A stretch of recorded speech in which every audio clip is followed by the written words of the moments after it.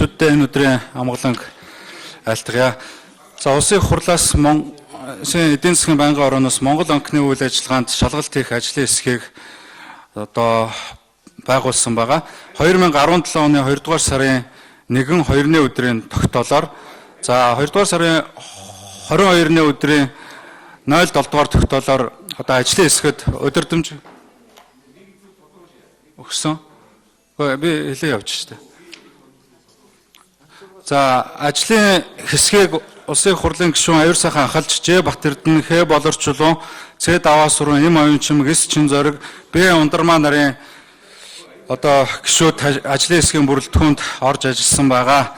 За удирдамжаар эдийн засгийн байнгын орооноос ажлын хэсгэд нийтдээ 10 зүйлийг хянаж шалгахаар чиглэл өгсөн. 1-р төрийн мөнгөний бодлогын хэрэгжилт хяналт, 2-р Монгол банкны мөнгөний зах зээл дэх үйл ажиллагаа, 3-р уламжлалт бус бодлогын арга хэрэгслүүдийн үндэслэл хяналтын тогтолцоо, 4-р Монгол банкнаас гаргасан тушаал шийдвэрүүд хууль тогтоомжид нийцсэн эсэх нээлттэй байдал, 5-р Монгол банкны мөнгөн гүйлгээ шилэн дансны тухай хуулийн хэрэгжилт, 6-р эмиссийн үйл ажиллагаа, 7-р Монгол банкнаас байгуулсан санхүүгийн хэлтслүүд эдгээрээ үр дүн, 8-р Монгол банкны алдагдал түүний шалтгаан нөхцөл, 9-р үйл ажиллагааны хяналтын тогтолцоо, тайлагналт, Монгол банкны удирдлага, Монгол банкны зөвлөл, Монгол банкны хяналтын зөвлөл нь хууль заасан чиглэлээр хэрхэн хэрэгжүүлсэн талаар ингээ 10-р улсын хурлаас гарах шаардлагатай шийдвэрийн саналыг боловсруулаа гэдэг үүрэг чиглэлийг аваад ингээд энэ 3-р сар, 4-р сарын хугацаанд бүтэн Монгол банкн дээр байрлаж ажилласан байгаа.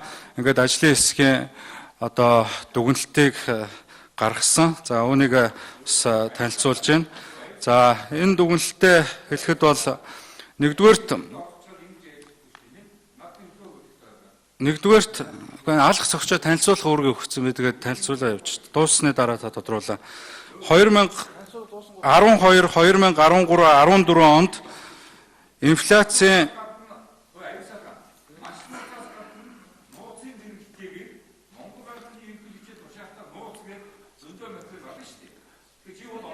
сая банкын хорон дээр байсан. За тэн дээр бол та ажлын хэсгийн гишүүн учраас ажлын хэсгээр Монгол банкны ерөнхийлөгчийн тэр төрийн болон байгууллагын нууцтай холбоотой журмыг хуулиас давсан журам гэж үзсэн байгаа. 1-р төрийн нууцын жагсаалтанд ороогүй зүйлийг төрийн нууц болгож баталсан. 2-р байгууллагын нууцыг төрийн нууцтай адилтгаж, өөрөөр хэлбэл энэ байгууллагын нууцтай холбогдох хүмүүс танилцах асуудлыг тагнуулын байгууллагаар заавалчгүй дамжуулж иж Монгол банкны ерөнхийлөгчийн тушаалаар танилцах ёстой гэсэн ийм зүйлийг тавьж маш олон асуудлуудыг нууцлсан байгаа. Өнгөрсөн хугацааны энэ бүх алдаа дутагдлыг гааруулсан явдал бол энэ нууцлах ёсгүй асуудлууд, тэр нийгмийн халамж, тэр хэлцлүүд асар их алдагдaltaа swap forward хэлцлүүдийн цаана байгаа.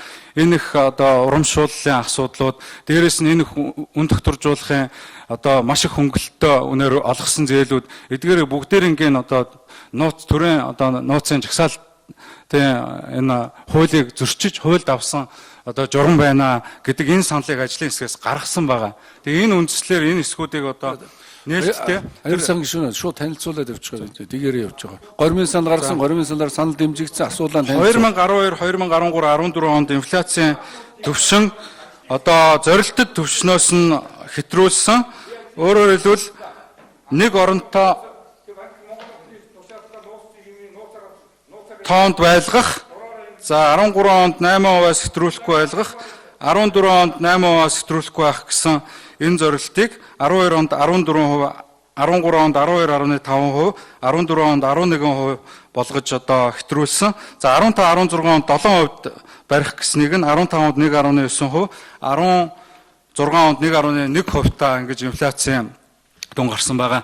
За 12-оос 14 онд инфляцийн зорилттой түвшнөөс хэтрүүлсэн байсан мөнгөний нийлүүлэлтийн өсөлт буюу мөнгөний тэлэх бодлого явуулсантай холбоотой. За үүнд Монгол банкны уламжлалт бус мөнгөний бодлогын хүрээнд банкудаар дамжуулан аж ахуй нэгжүүд олгосон дэд хөтөлбөрүүдийн зээлүүдээс гадна Чингис бондын зарцуулалт, Хөгжлийн банкны төсвөөс гадуурх хөрөнгө оруулалтууд нөлөөлсөн байна.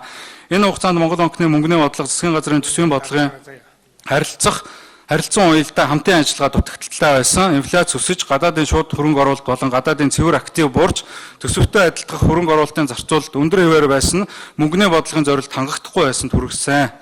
За 2015-аас 16 онд инфляцийн зорилттой түвшингөөс доогуур гарсан өмнөх жилүүдэд мөнгөний төлөх алдаатай уламжлалт бус бодлогын улмаас хөрөнгө оруулалт бизнесийн салбар зогсон байдалд орж иргэдийн худалдан авах чадвар муудаж улсын төсвийн хэд их ачаал төлбөрийн тэнцлийн дарамтаас улбаалсан эдийн засаг агшилт нөлөөсөн байна гэж дүгнсэн. За мөнгөний нийлүүлэлтийн хувьд бол 2012 онд 7.6 их найд төгрөгийн нийлүүлэлттэй 13 онд 9.5 их найд, 14 онд 10.6 их найд, 15 онд 10 их найд, 16 онд 12 их найд төгрөгийг одоо зах зээлд нийлүүлсэн ийм одоо нөхцөл байдал байгаа юм аа. За банкны салбарын хугацаа хэтэрсэн болон чанаргүй зээлийн үлдэгдэл бас анхаарал татсан асуудал байсан. За 2016 оны 12 дугаар сарын 31-нд хугацаа хэтэрсэн зээл 866.6 тэрбум төгрөг байсан бол 2017 оны 2 дугаар сарын эцсийн байдлаар 1 их найд 45 тэрбум төгрөг түрээд өссөн байна. За чанаргүй зээл нийт банкны системд 2016 оны 12 дугаар сарын 31-ний байдлаар 879.6 тэрбум төгрөг байсан бол 2017 оны 2 дугаар сарын эцсийн байдлаар энэ 864.3 тэрбум төгрөгтэй гарсан байгаа. За чанаргүй зээлийн өсөлт бол 2014 оны эцэс 59% өссөн бол хугацаа хэтэрсэн зээлийн хэмжээ 2.5 дахин өссөн үзүүлэлттэй байгаа. Ялангуяа гадаад валютын ханшийн эрсдэлтэй зээлдэгч долгосон гадаад валютын зээлийн эргэн төлөлт харьцангуй муу байгаа. За тухайлбал 2015 оны эцэст төгрөгийн чанаргүй зээлийн хувь 4.2% байсан бол валютын чанаргүй зээлийн хувь 9.6% байсан болно. За 2015 онд нийт зээлийн үлдэгдлийн 13.9%-ийг бүүний болон жижиглэн худалдаа, 13.4%-ийг барилга, 13.4%-ийг үйл хөдлөх хөрөнгө, 11.3%-ийг боловсруулах үйлдвэрлэл, 27.9%-ийг иргэдэд олгосон хэрэглээний зээл, үлдэх 11.6%-ийг эдийн засгийн бусад салбаруудад тус олгосон байна.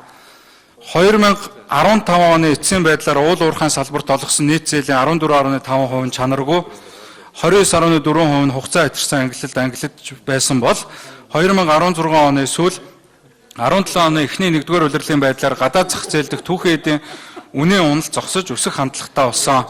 Орон сууцны борлуулалт удаашрсны улмаас барилгын компаниудын үйл ажиллагаа доголдож эхэлсэн нь барилгын салбарт олгосон зээлийн эргэн төлөлтөд сөргөөр нөлөөлж байна. Барилгын салбарт олгосон нийт зээлийн 9.5% нь хугацаа хэтэрсэн чанаргүй зээлийн ангилагдсан байна. За 2016 оны эцсийн байдлаар банкны системд эзлэх чанаргүй зээлийн хэмжээ 2012 оны эцэстэй харьцуулахад 2.2%-аас 7.3% хүртэл буюу 5.1% нэгжээр өссөн үзүүлэлттэй байна.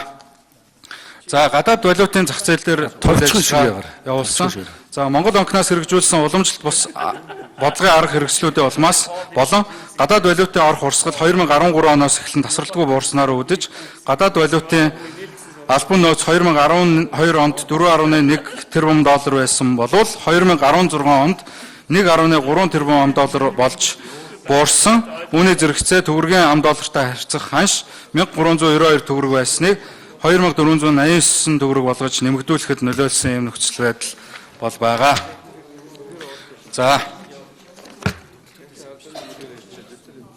За уламжлалт бус бодлогын арга хэрэгслүүдийн талаар нягтлсан байгаа. За уламжлалт бус бодлогын арга хэрэгслүүдэд одоо үн тогтворжуулах хөтөлбөрүүд нэлээд зөнхлөх байр суурийг эзэлж байгаа. За үн тогтворжуулах хөтөлбөрүүдийн хүрээнд Монгол банкнаас нийт 4.8 их найд төгрөгийн санхүүжилт олгосон. За үүний 3.7 их найд нь бол орон сууцны зээлийн хөтөлбөр байгаа. За үлдсэн одоо 1 их найд 167.9 тэрбум төгрөг нь бол одоо өргөн хэрэглээний бараа бүтээгдэхүүний үн тогтворжуулах дэд хөтөлбөрийн ийм зээл бол байгаа юм аа. За энэ зээлүүдэд үн тогтворжуулах хөтөлбөрийн зээлүүдээс гадна ноолуурын үйлдвэрлэлийг дэмжих экспортыг нэмэгдүүлэх арга хэмжээнд нийтдээ 29.7 тэрбум төгрөгийн зээлийг 7 компанид олгосон байгаа. За засгийн газрын сайн хөтөлбөрүүдийн санхүүжилтэд одоо хэлэх юм бол сайн малчин хөтөлбөрийн хүрээнд 120 тэрбум төгрөг жилийн 3% хүүтэй 3 жилийн хугацаатай, сайн оюутан хөтөлбөрийн хүрээнд 8 тэрбум 1% хүүтэй 1-10 жилийн хугацаатай, сайн хувьцаа хөтөлбөрийн хүрээнд 374 тэрбум төгрөг 1% хүүтэй 15 жилийн хугацаатай ийм одоо засгийн газрын үнд цаасыг худалдан авсан одоо дүнтэй байгаа. За АСЕМ-ийн уулзалтын бэлтгэлд ажилд зориулсан санхүүжилт зориулж Монгол банкнаас одоо барьцаат зээл болон урт хугацаат репо санхүүжилтийн арга хэрэгсэл ашиглан санхүүжүүлсэн.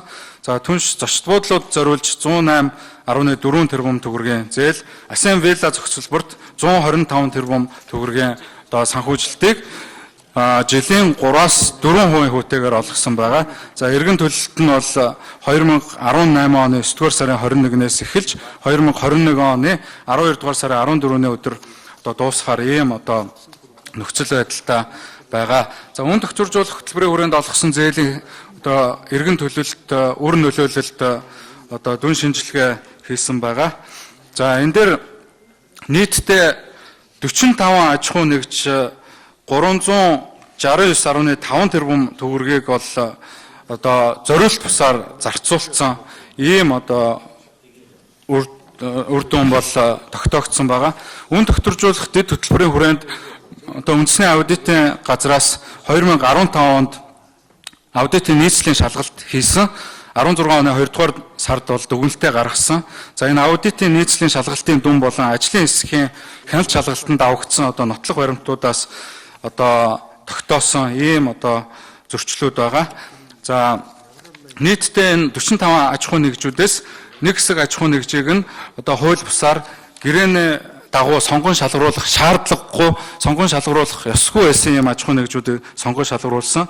За энэ нь бол үйлдвэр одоо хүнс хөдөө аж ахуй яамн дээр тухайн үеийн сайд баталгын үед 13 аж ахуй нэгжийг одоо хууль бусаар шалгаруулж 127.2 тэрбум төгрөгийн одоо хөнгөлөлтөө зээлийг олгосон юм зөрчил тогтоогдсон байгаа.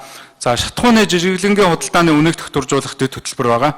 За энэ дээр нийтдээ 14 шатхууны компанид 226.4 тэрбум төгрөгийн зээлийг одоо олгоцсон байгаа. За энэ зээлээс одоо нэгдүгээрт энэ шатхууны компаниудад хөнгөлөлтөө ийм зээл бага хүүтэй зээл олгосон. Хоёрдугаарт зах зээлийн ханшаас одоо нэлээд их хэмжээгээр доогуур хэмжээгээр гадаад валютыг олгосон юм байгаа. За нийтдээ 94.4 тэрбум төгрөгийг шатхууны нэр бүхий компаниуд зориулт тусаар зарцуулсан. Энэ зориулт тусаар зарцуулсан нь бол нэгдүгээр дотоодын аж ахуй нэгжээс шатхуун худалдаж авсан. За өмнө авсан байсан шугамын зээлийг энэ одоо их усүрээр хаасан. Тодорхой их усүрийг бэлнээр авч зарцуулсан. За агуулгын түрээс төлөх зарцуулсан. Санхүү хуулийн үйлчилгээ авах үйлчилгээнд зарцуулсан. Тодорхой өгүүлгээ хийхэд зарцуулсан. Гэрээний торгуулийн төлбөрт төлөхөд зарцуулсан. Мазут, битүүм, машин, дизель, мотор зэрэг тоног төхөөрөмж, бараа материал авахд зарцуулсан. Энэ хөнгөлөлтөө ханшаар авсан Америк доллароо одоо дансанд удаан хугацаагаар одоо байршуулж мөнгө хүүлэх ажиллагааг бас явуулсан. Колонк худалдаж авах, шатхуун түгээх станцын сэлбэг, үнийн самбар худалдаж авахд зориулсан. Татварын өр төлөхөд зориулсан. Америк энэ хөнгөлөлтөө авсан Америк долларыг төгрөгт хөрвүүлэн төлбөр тооцоо хийсэн. Хувь хүний дансанд шилжүүлсэн зэрэг юм ноцтой зөрчлүүд илэрсэн байгаа. За шатхууны жижиглэнгийн үнийг тогтворжуулах хөтөлбөрийн хэрэгжүүлэх одоо шаардлагагүй байсан гэдэг нь одоо ажлын хэсгийн дүгнэлтээр харагдаж байгаа. Яагаад гэвэл 2012 оноос 1-р сараас эхлээд 2016 он хүртэл одоо дэлхийн зах зээл дээр одоо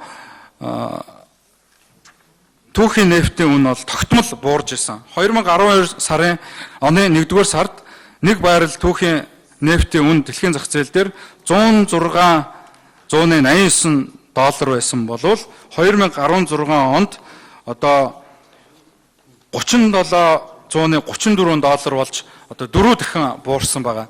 Үүнтэй холбогдуулж одоо Монгол улс дээр шатхуун авдаг одоо хилийн үн бас тогтмол огцон буурсан. 2012 оны 10 дугаар сард АЭ 9280 дизель түвш 1345, 1133, 1151 төгрөг байсан бол 2016 оны 3 дугаар сар гэхэд АЭ 92 80 дизель түлш 403 төгрөг, 373 төгрөг, 364 төгрөг болтлоо ингэж огцом буурсан байгаа. За Монгол банкнаас энэ шатхууны үнийг тогтворжуулах дэд хөтөлбөрт хамрагдсан компаниудын шатхуун таталтан авалтад зориулж 2013 оны 1-р сарын 25-наас 15 оны 3-р сарын 18-ны хугацаанд нийт 1 тэрбум 579 95 одоо сая Америк долларыг хөнгөлөлтөө ханшаар худалдсан байгаа. Зах зээлийн ханшаас одоо 300 хүртэлх төгрөгийн доогуур ханшаар худалдсан. За энэ ханшийн хөнгөлөлтөөс Монгол банк нийтдээ одоо 354.2 тэрбум төгрөгийн одоо ханшийн зөрүүний бодит алдагдлыг хүлээсэн байна. За үүний зэрэгцээгээр энэ эдгээр шатхууны компаниудад 2012 оны 11-р сараас 2014 оны 3-р сарын хооронд нийт 226.4 тэрбум төгрөгийг жилийн тэг 189% хүүтэйгээр арилжааны банкаар дамжуулж олгосон. За арилжааны банк энэ зээлийн хүүн дээр 291% нэмээд за эцсийн компаниуд 3.8% хөвтэйгээр ингэж энэ зээлийг хэрэгэлсэн байгаа. Энэ зээлийн хүү тухайн үеийн Монгол банкны бодлогын хүүгийн дунджаас 13 дахин бага буюу 1126 пунктээр бага байсан. За энэ зээлийн хүү болон бодлогын хүүгийн зөрүүнээс нийтдээ 54.1 тэрбум төгрөгийн одоо хүүгийн бодит тус алдагдлыг одоо Монгол банк хүлээсэн байгаа. За Монгол банк уг хөтөлбөрийн улмаас нийтдээ 408.4 тэрбум төгрөгийн хүүгийн болон валютын ханшийн алдагдал хүлээсэн бахад хөтөлбөрт хамрагдсан аж ахуй нэгжүүдийн татврын тайлангаас харахад ашигын хувь хөнгөлөлтөө зээлийг олгох үед 1.6% байсан болвол зээлийг олгож эхэлсний дараа 2013 онд 4.8%, 2014 онд 6.9%, 2015 онд 7.8% болж одоо нэлээд хэмжээгээр нэмэгдсэн ийм одоо дүр зураг байгаа. За нүүрсний аюулгүй нөөц бүрдүүлэх төлш эрчим хүчний салбарын үйлчлэлтийн бэлтгэл хангах эрчим хүчний үн тарифыг тогтворжуулах хөтөлбөрийн хүрээнд сэргээгт эрчим хүчний үндэсний төвд 250 сая төгрөгийн зээлийг одоо хууль болон холбогдох эрх зүйн актыг зөрчиж олгосон ийм зөрчил байгаа. За нийтдээ үн тогтворжуулах хөтөлбөрүүдийн 45 аж ахуйн нэгжүүд 369.5 тэрбум төгрөгийг зориулт тусаар ашигласан. За энэ зээлийн хүү нь бол 3.8% байсан. За гэтэл зах зээлийн одоо хүү бол жилийн 24% байсан дунджаар тэгэхээр эдгээр компаниудын одоо хариуцлагын асуудал нь зээлийн хүүг зах зээлийн одоо арилжааны хүүгээр одоо нөхөж төлөвлөх гэрээний юм хариуцлагатай. Гэтэл өнөөдрийг хүртэл тэр гэрээний хариуцлагыг нь одоо оногдуулаагүй. Үндэсний аудитын газраас энэ одоо холбогдох яамдуудад энэ тодорхой одоо саналуудыг хүргэсэн байдаг. За ингэж хүргэхдээ яамдууд дэд хөтөлбөрийг хэрэгжүүлэгч аж ахуйн нэгжийг сонгон шалгаруулахдаа холбогдох хууль эрх зүйн актыг мөрдөж ажиллаагүй гэж байгаа. За засгийн газар хөтөлбөрийг санхүүжүүлэх, санхүүжилтийн их усрыг шийдвэрлэх талаар одоо гэрээнд заасан үргийг бүрэн биелүүлж ажиллаагүй.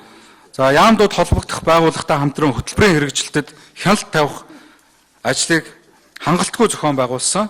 За үүний үр дүнд одоо тодорхой яамдуудын сайд нарт саналуудыг хургуулсан. За нэгдүгээрт энэ ажлыг одоо хангалтгүй зохион байгуулсан, хариуцлага алдсан, хууль бусаар шалгаруулсан албан тушаалтнуудад хуулийн хариуцлага тооцох. За үүний зэрэгцээгээр зээлийг зориултын дагуу ашиглаагүй аж ахуйн нэгжүүдийн зээлийг арилжааны банкны зээлийн хүүг шилжүүлэх, гэрээний дагуу хариуцлага тооцохыг одоо тухайн үеийн одоо сайд Бурмаа Баянсэлэг зоригт жигжид нарт хургуулсан боловч энэ аудитын шаардлагыг бас биелүүлж ажиллаагүй ийм нөхцөл байдал бол байгаа. За ажлын хэсгийн хяналт шалгалтаар илэрсэн нотлох баримт болон Монгол улсын үндэсний аудитын газраас 2015 онд хийсэн аудитын шалгалтын үр дүнд үндэслэж дараах дүгнэлтийг хийсэн. Ажлын хэсгээс нэг үн тогтворжуулах хөтөлбөрийг хэрэгжүүлэхийн тулд бэлэн мөнгөний нийлүүлэлтийг нэмэгдүүлсэн, үнийг тогтворжуулах бас инфляц өсөх нөхцөлийг бүрдүүлсэн. Хоёрт гол нэрийн бараа бүтээгдэхүүний үнийг тогтворжуулах хөтөлбөрийн хэрэгжилт үндсэндээ үр дүнгээ өгөөгүй бөгөөд төгрөгийн доллартай харьцах ханш 2012-оос 16 онд 1104 төгрөгөөр буюу 80.8% одоо сулрахад нөлөөлсөн байгаа. 3 дугаарт хөтөлбөрийг хэрэгжүүлэх зорилгоор олгосон нэрлсэн зээлийн хүү болон бодит зээлийн хүүгээс алдагдaltaй байсан нь засгийн газар Монгол банкын хооронд хийсэн санамж жүжиг нь үн цэнгүй өр өгөөжгүй төр тохиролтой байсан. Яамдуудад хөтөлбөрийг хэрэгжүүлэгч аж ахуй нэгжийг сонгон шалгаруулахтай холбогдох хууль эрх зүйн актыг мөрдөж ажиллаагүй. Монгол улсын засгийн газар хөтөлбөрийг хэрэгжүүлэх санхүүжилтийн их усрыг шийдвэрлэх талаар санамж жүжиг тусгацсан үүрэг яамд болон аж ахуй нэгжүүд гэрээнд заасан үүргээ биелүүлээгүй. Яамдууд холбогдох байгууллагатай хамтран хөтөлбөрийн хэрэгжилт тавих хяналтыг хангалтгүй зохион байгуулснаас хөнгөлөлтөө зээлийн зарим хэсгийг зориулт тусаар зарцуулах нөхцөлийг бүрдүүлсэн. Дэлхийн зах зээл дээр газрын төсний үн харьцангуй доктортой бөгөөд ирээдүйд буурах хандлагатай байсан үед шатхууны үнийг докторжуулах хөтөлбөрийг хэрэгжүүлснээс материал тараас нийтдээ 408.4 тэрбум төгрөгийг одоо төр тохирол учруулсан. Зэрэг ийм одоо нөхцөл байдлуудыг дүгнсэн байгаа. За Монгол банкнаас гаргасан тушаал шийдвэрүүд хууль тогтоомжид нийцсэн эсэх байдалд шалгалтыг хийсэн. За нууцын төрийн одоо нууцын жагсаалт батлах тухай хуульд одоо ямар зүйл заалтыг төрийн нууцад хамруулах гэдгийг маш тодорхой заасан байдаг. Гэтэл Монгол банкны ерөнхийлөгч зол жаргалын хувьд 2013 оны 7 дугаар сарын 19-ний өдрийн дугаар А дроп 150 дугаар одоо тушаалаараа журам баталсан байгаа. За энэ журмаараа бол төрийн нууцын жагсаалтын хууль байхгүй дөрвөн одоо үйл ажиллагааг төрийн нууцад одоо хамруулсан. Хоёрдугаарт байгууллагын нууцын жагсаалтаар 59 одоо үйл ажиллагааг байгууллагын нууцад хамруулсан. Ингэхдээ байгууллагын нууцыг төрийн нууцтай ижилтгэж одоо тагнуулын байгууллагаар одоо дамжуулж ерөнхийлөгч Монгол банкны ерөнхийлөгчийн зөвшөөрлөөр танилцдаг байдлаар ингэж гаргасан байгаа. За эдгээр мэдээлэл дотор бол маш олон мэдээлэл бол одоо эрдэнэ үйл ажиллагаагаа явуулдаг одоо ийм одоо нөхцөл байдал төрийн ямар ч байгууллагууд, улсын их хурлын тамгын газар, засгийн газрын одоо яамдууд, агентлагууд, бусад одоо байгууллагуудын одоо нууцлах шаардлагагүй байдаг ийм мэдээллүүдийг бол нуун дарагдуулсан ийм одоо мэдээлэл байгаа. Тэгэхээр энэ нөхцөл байдлын улмаас 13-аас 16 оны 12 дугаар сарын 5-ны өдрийг хүртэл энэ мэдээллүүдийг нууцлсан ийм зөрчил байгаа. За Монгол банкны ерөнхийлөгч Баяр цаахны хувьд бол энэ одоо нууцын жагсаалтын баталсан, хуульд авсан энэ тушаалыг цуцалж шинэ одоо журам баталсан. За энэ журмаар бол төрийн нууцд байх ёсгүй одоо нөхцөл энэ одоо зүйлүүдийг одоо залруулсан. Гэхдээ үүнд алт цэвэршүүлэх, зоос цутгах зэрэг гэрээ хэлцэл холбогдох баримт бичгүүдийг одоо гэрээ хэлцэл байгуулагчны дараа нууцаас гарах ёстойг нууц гэж оруулсан байгаа залруулах шаардлагатай. Үүний зэрэгцээгээр одоо төрийн нууцтай адилтгсан байгууллагын нууц нь бас энэ хууль тогтоомж зөрчсөн ийм одоо нөхцөл байдлыг залруулах шаардлагатай гэсэн ийм дүгнэлтийг ажлын хэсгээс хийсэн байгаа. За шилэн дансны тухай хуулийн хэрэгжилтийг шалгахад Монгол банкны хувьд бол шилэн дансыг ерөөсөө хангалтгүй хөтэлдэг. Сангийн яамнаас Монгол банкны шилэн данс хөтлөх талаар хууль нийцэж ажиллах талаар тодорхой албан тоот явуулсан байгаа. Өнгөрсөн хугацаанд за гэтэл Монгол банк бол одоо ил мэдээлэх шаардлагагүйгээд энэ одоо шилэн дансны тухай хуулийг тун хангалтгүй одоо биелүүлдэг. Монгол банкны эрх зүйн байдлыг бол Монгол банк нь төрөөс үүсгэсэн хуулийн этгээд гэж байгаа. За төрийн болон орон нутгийн өмчийн тухай хуульд төр чиг үүргээ хэрэгжүүлэх болон нийгмийн эрх зүйг хангах зорилгоор өөрийн өмчөөр дангаараа байгуулсан хуулийн этгээд төрийн өмчт хуулийн этгээд гэж байгаа. Үүний зэрэгцээгээр Монгол банкны алдагдлыг одоо засгийн газраас үнд цаас гаргаж байгаа төлдөг. Монгол банк одоо ашгаа тодорхой хувийг суудгасны дараа улсын төсөвт бас тодорхой хувийг татаж төвлөрүүлдэг. Монгол банкны удирдлагууд төрийн тусгай албан агчийн статустай байдгийг нь үзэх юм бол Монгол банк шилэн дансны тухай хуулийн дагуу одоо бүрэн одоо хамрагдаж энэ хуулийн үйлчлэлийг одоо хэрэгжүүлэх шаардлагатай гэсэн ийм дүгнэлтийг хийсэн байгаа. За Монгол банкнаас дотоодын банкудаа байгуулсан swap forward хэлцлүүд. За энэ бол Монгол банкны нийт хуримтлагдсан алдагдлын одоо талаас илүү хувийг одоо хамруулж байгаа. За нийтдээ swap хэлцлийн хувьд дотоодын банкудаа 1.6 их найд юаны, 8.9 тэрбум ам долларын, 17.5 тэрбум төгрөгийн swap хэлцлийг байгуулсан байгаа. Үүний зэрэгцээгээр их хэмжээний одоо forward хэлцлийг байгуулсан байгаа. За swap forward хэлцлийн одоо алдагдал нь бол одоо маш их хэмжээний нийт 2012-оос 16 онд 1.7 их найд төгрөгийн алдагдлыг swap forward хэлцлээс хүлээсэн байгаамаа. За өмнө нь бол swap forward хэлцлээс бол энэ их хэмжээний алдагдал хүлээдэггүй. Ерөнхийдөө баланстай. За алдагдал гарах юм бол нэг 2012 онд жишээлбэл 10 тэрбумын алдагдал хүлээж исэн. 13 онд 32 тэрбумын алдагдал хүлээж исэн бол 14 онд энэ алдагдал нь 363.5 тэрбум болж огцом өссөн. 2016 онд 931 тэрбум болж огцом өссөн. Ингээд нийт 1.7 их найд одоо төгрөгийг өнгөрсөн хугацаанд одоо swap forward хэлцлээс алдсан байгаа. За энэ алдагдлыг бол ажлын хэсгээс Монгол банк хүлээх огт ёсгүй байсан. Яагаад гэвэл Монгол банк хуулиар олгогдсон эрхийг хаврын санхүүгийн үүсмэл хэрэгслийн ашиг алдагдлыг бүрэн хянах боломжтой. Үүний зэрэгцээгээр одоо тодорхой зохицуулах арга хэрэгслүүдтэй энэ хүү болон валютыг урьдчилж прогноз хийдэг.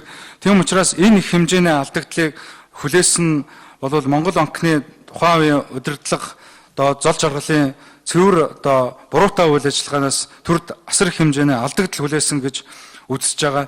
Тийм учраас энэ алдагдлыг нэгдүгээрт одоо энэ хүлээгдэж байгаа алдагдал маш их байгаа учраас энэ алдагдлыг нэн даруй одоо бууруулах арга хэмжээг авахыг Монгол банкнд даалгах.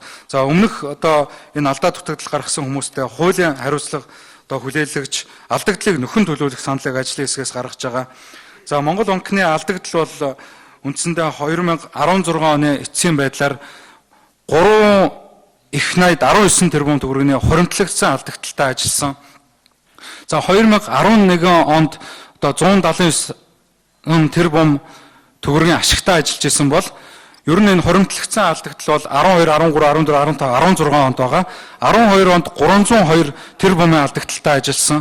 За энэ огцом өсөөд 13 онд 424 тэрбум, 14 онд одоо 535 тэрбум байсан бол 2016 онд бүр 3 дахин дахиж өсөөд 1 их найд 648 тэрбум төгрөгийн алдагдaltaй ажилласан байгаамаа.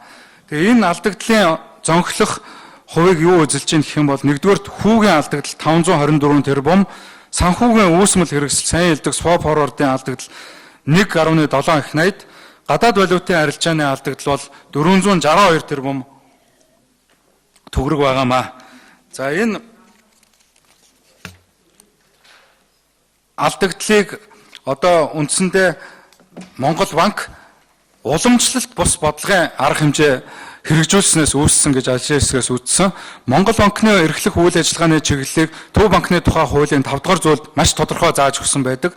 Нэгдүгээрт мөнгөн тэмдэгт гүйлгээнд гаргах, хоёрдугаарт мөнгөний бодлого боловсруулж хэрэгжүүлэх, засгийн газрын санхүүгийн зуучлагчийн үүрэг гүйцэтгэх, банкны үйл ажиллагаанд хяналт тавих, банк хоорондын төлбөр тооцоог зохион байгуулах, гадаад валютын улсын нөөцийг эзэмших, удирдах гэсэн үндсэн 6 заалтын дагуу үйл ажиллагаа явуулдаг байтал нэлээд олон үйл ажиллагаанд хууль заасан зүйлээс давсан ийм одоо үйл ажиллагааг явуулснаас улбаалж их хэмжээний мөнгөний нийлүүлэлтийг зах зээл дээр хийсэн. Үүний улмаас одоо төгрөгийн анш огцом унж, валютын анш огцом өссөн.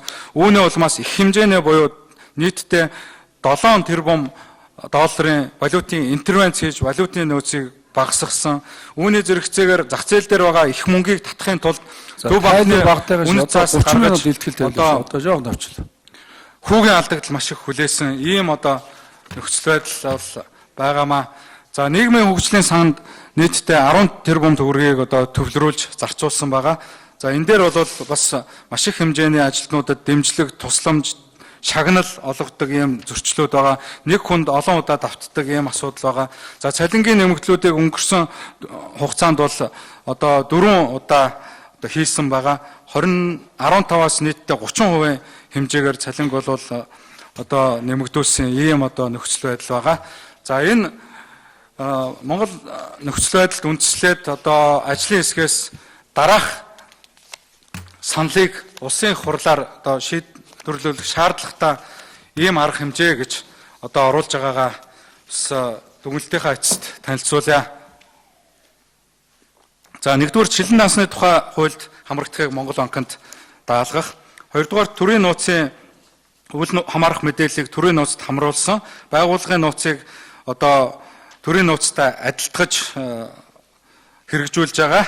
За үүний зэрэгцээгээр байгууллагын нууц нэрээр нууцлах шаардлагагүй одоо үйл ажиллагааг нууцлж нуун дарагдуулж байгаа зөрчлийг арилгахыг Монгол банкнд даалгах. За Монгол банкны ерөнхийлөгчийн бие даасан хараат бус эрх мэдэл төвлөрсөн асуудлыг хуулиар зааглах асуудал, хуулийн зохих одоо өөрчлөлтийг хийх, төв банкны тухай хууль холбогдох бусад хуульд одоо зохих өөрчлөлтийг хийх одоо үүргийг Монгол банкнд бас даалгах ийм шаардлагатай. За Монгол банкны алдагдлыг бууруулах чиглэлээр одоо тодорхой ажлуудыг даалгах. Нэгдүгээрт энэ алдагдaltaй байгаа swap forward хэлцлийн урьдчилсан гүйцэтгэлээр алдагдaltaй хүлээгдэж байгаа хэмжээний алдагдлыг одоо нэн тэргуунд одоо бууруулж тасан зогсоох арга хэмжээ авахыг даалгах. Санхүүгийн үүсмэл хэрэгсэл буюу энэ swap forward хэрэгслээ одоо алдагдлыг тодорхой түвшнөөс хэтрүүлэхгүй байхыг нэн яралтаа даалгах. Гадаад валютын арилжааны аншийн тэгштгэлийн бод тус алдагдлыг бууруулах. За Монгол банкны хуримтлагдсан алдагдлыг барагдуулж дуустал Монгол банкны удирдлага ажилтнуудын цалинг нэмэхгүй байх, нийгмийн хөгжлийн сангаас орон сууцны дэмжлэг тусламж хангал олохгүй байх. За Монгол банкны нийт авалгыг барагдуулах үр дүнтэй арга хэмжээ авах. Үн тогтворжуулах хөтөлбөрийн 469.5 тэрбумын хөнгөлөлтөө зээл авсан 45 аж ахуй нэгжээр зээлийг хэрэгэлсэн нийт хугацаанд арилжааны банкны зээлийн хүүгээр тооцож зөрүүг нөхөн төлөвлөх, шатхууны үн тогтворжуулах хөтөлбөрийн хууль зөрчиж хэрэгжүүлсэн учраас энэ 488.4 тэрбум төгрөгийг одоо буруутай этгээд буюу тухайн үеийн ерөнхийлөгч зол жаргалаар нөхөн төлөөлж хуулийн хариуцлага тооцоолох. Монгол банкны Эрдэнэсийн сангийн хууль бус байж болжсгүй зарим гүйлгээг хууль хяналтын байгууллагаар шалгуулах, үн тогтворжуулах хөтөлбөрийн төсөл сонгон шалгаруулалтын шаардлага хангаагүй болон тус хөтөлбөрийн хүрээнд олгосон зээлийг зориулт бусаар зарцуулж гэрээний үүргийг зөрчсөн нэр бүхий 45 аж ахуй нэгжийн 369.5 тэрбум төгрөгийн зээлийг хэрэгэлсэн хугацаагаар нь арилжааны банкны зээлийн хүүг шилжүүлж зөрүүг нөхөн төлөвлөх арга хэмжээг авахыг одоо Монгол банк хүнс хөдөө аж ахуй хөнгөн үйлдвэрийн яам, барилга хот байгуулалтын яам, эрчим хүчний яам, уул уурхай хүнд үйлдвэрийн яамд даалгах, ажлын хэсгийн хал шалгалтаар илэрсэн нотлох материал болон Монгол улсын үндэсний аудитын газраас 2015 онд үн тогтворжуулах хөтөлбөрийн хэрэгжилт хийсэн нийслэлийн аудитын шалгалтаар тогтоогдсон үн тогтворжуулах дэд хөтөлбөрийн хэрэгжүүлэгч 13 аж ахуй нэгжийг хууль бусаар сонгон шалгаруулж нийт 127.2 тэрбум төгрөгийн хөнгөлөлтөө зээлийг олгосон тухайн үеийн үйлдвэр хөдөө аж ахуйн сайд Хэ Баттулга барилгын салбарыг дэмжих орон сууцны үнийг тогтворжуулах дэд хөтөлбөрийн 3-7-гийн 14-31, 3-7-гийн 5-32, 3-7-гийн 8-33, 3-7-гийн 9-34 дэх заалтууд нүүрсний аюулгүй нөөц бүрдүүлэх, төлж эрчим хүчний салбарын үйлчлэлтийн бэлтгэлийг хангах, эрчим хүчний үн тарифыг тогтворжуулах хөтөлбөрийн 4-5-35, 4-9-36, 4-10-37, 4-11-38, 4-12-ийн 39 дэх заалтууд Монгол банкны ерөнхийлөгч үйлдвэр хөдөө аж ахуйн сайдын 2012 оны А-дроп 66, А-дроп 24-р хамтарсан тушаалаар батлагдсан хүнсний гол нэрийн бараа бүтээгдэхүүний үнийг тогтворжуулах хөтөлбөрийн гэрээний заалтуудыг зөрчиж, үн тогтворжуулах хөтөлбөрийн хэрэгжилтэд тавих хяналтыг хангалтгүй зохион байгуулж, хөнгөлөлтөө зээлийн зарим хэсгийг зориулт тусаар зарцуулах боломж олгосон тухайн үеийн барилга хот байгуулалтын сайд Ц Баяр сайхан, эрчим хүчний сайд М Сононпил, үйлдвэр хөдөө аж ахуйн сайд Хэ Баттулга нарыг хууль хяналтын байгууллагаар шалгуулах,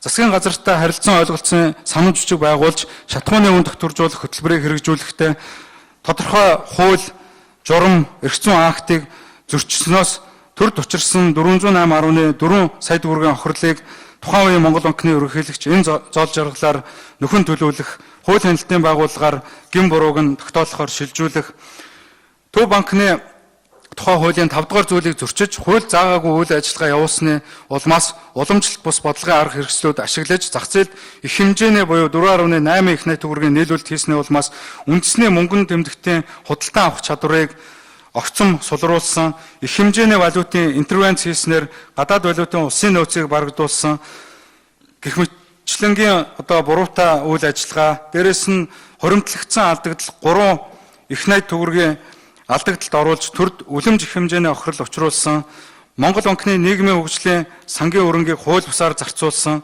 хуулиар олгогдсон эрхийнхээ хүрээнд гэх нэрийдлэр үүсмэл хэрэгжлийн ашиг алдагдлыг бүрэн хянах боломжтой байтал дотоодын банкуудтай swap forward хэлцэл байгуулсны улмаас 1.7 их найт төгрөгийн хохирол учруулсан үндслэлээр тухайн үеийн ерөнхийлөгч зол жаргалыг хуулийн байгууллагт шилжүүлэх, банкны системийн хэмжээгээр 2016 оны эцсээр их хэмжээгээр нэмэгдсэн хугацаа хэтэрсэн зээл, чанаргүй зээлийг нөхөн төлөвлөх арга хэмжээ авахыг Монгол банкны ерөнхийлөгч даалгах, дээрх зээлийг аливаа хэлбэрээр гадаадын зээл буцалтгүй тусламж татвар төлөгчдийн хармаанаас төлөхгүй байх, орон сууцны санхүүжилтийн урт хугацааны тогтвортой тогтолцоог бий болох хөтөлбөрийн хүрээнд олгосон санхүүжилт болон хэрэгжилтэд тусгайлсан нийцлийг аудитын байгууллагаар хийлгэхийг даалгах гэсэн ийм саналуудыг ажлын хэсгээс улсын хурлаар гаргах шаардлагатай гэж үзэж байна.